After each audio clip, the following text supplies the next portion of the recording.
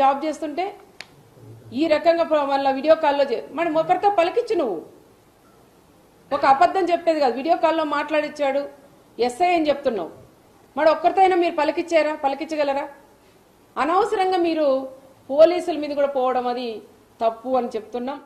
నా పేరు భవాని, నేను పోలీస్ అధికారుల సంఘంలో స్టేట్ అసోసియేషన్లో పనిచేస్తూ ఉన్నాను.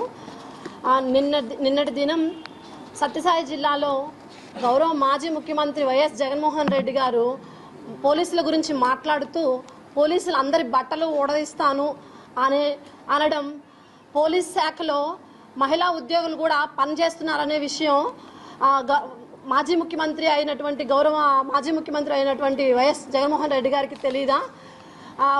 ఒక కానిస్టేబుల్ నుంచి ఆఫీసర్ స్థాయి వరకు మేము సుమారుగా మహిళా పోలీసులం 5,000 మంది పోలీస్ శాఖలో పనిచేస్తూ ఉన్నాము. అటువంటి పోలీస్ శాఖలో పనిచేస్తున్న అందరి బట్టలు ఓడదీస్తానంటే మహిళలను కూడా బట్టలు ఓడదీస్తాను అనే మాట మహిళలను కూడా అన్నట్టుగా మహిళల మనోభావాలను దెబ్బతీసే విధంగా ఉన్నాయి. కాబట్టి మాజీ ముఖ్యమంత్రిగా పనిచేసినటువంటి మీరే ఈ విధంగా మాట్లాడితే పబ్లిక్లో మిగతా అందరూ ఏమనుకుంటారు అనేది ఒకసారి ఆలోచించాలి. అదేవిధంగా శాంతి భద్రతలకు అనుగుణంగా మేము పనిచేస్తాము, అది గుర్తించాలి. మహిళల బట్టలు ఓడదీస్తాను అనే మాట మహిళల మనోభావాలను దెబ్బతీసే విధంగా ఉంది.